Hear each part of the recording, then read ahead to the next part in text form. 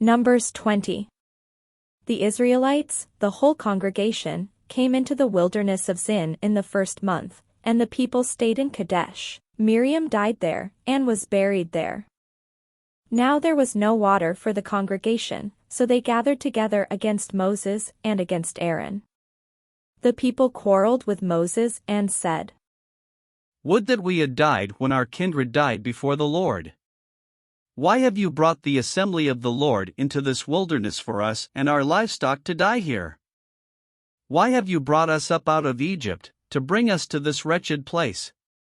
It is no place for grain, or figs, or vines, or pomegranates, and there is no water to drink."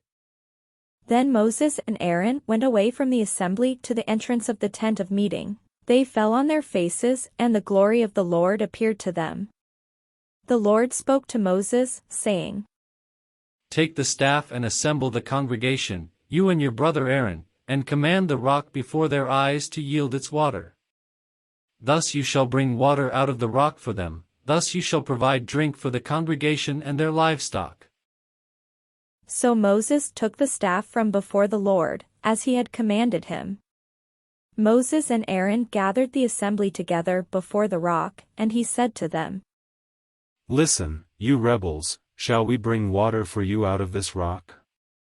Then Moses lifted up his hand and struck the rock twice with his staff. Water came out abundantly, and the congregation and their livestock drank.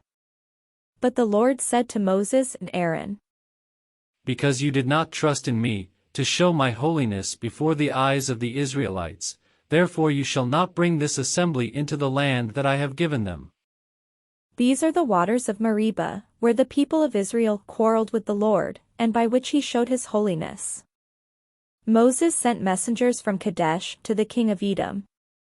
"Thus says your brother Israel, you know all the adversity that has befallen us.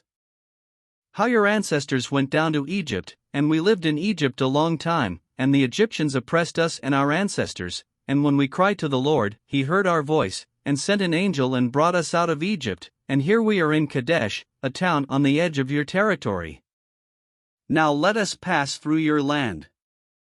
We will not pass through field or vineyard, or drink water from any well. We will go along the king's highway, not turning aside to the right hand or to the left until we have passed through your territory."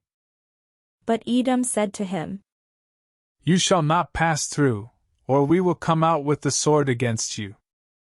The Israelites said to him, "We will stay on the highway, and if we drink of your water, we and our livestock, then we will pay for it. It is only a small matter, just let us pass through on foot." But he said, "You shall not pass through." And Edom came out against them with a large force, heavily armed. Thus Edom refused to give Israel passage through their territory, so Israel turned away from them. They set out from Kadesh, and the Israelites, the whole congregation, came to Mount Hor. Then the Lord said to Moses and Aaron at Mount Hor, on the border of the land of Edom, "Let Aaron be gathered to his people. For he shall not enter the land that I have given to the Israelites, because you rebelled against my command at the waters of Meribah.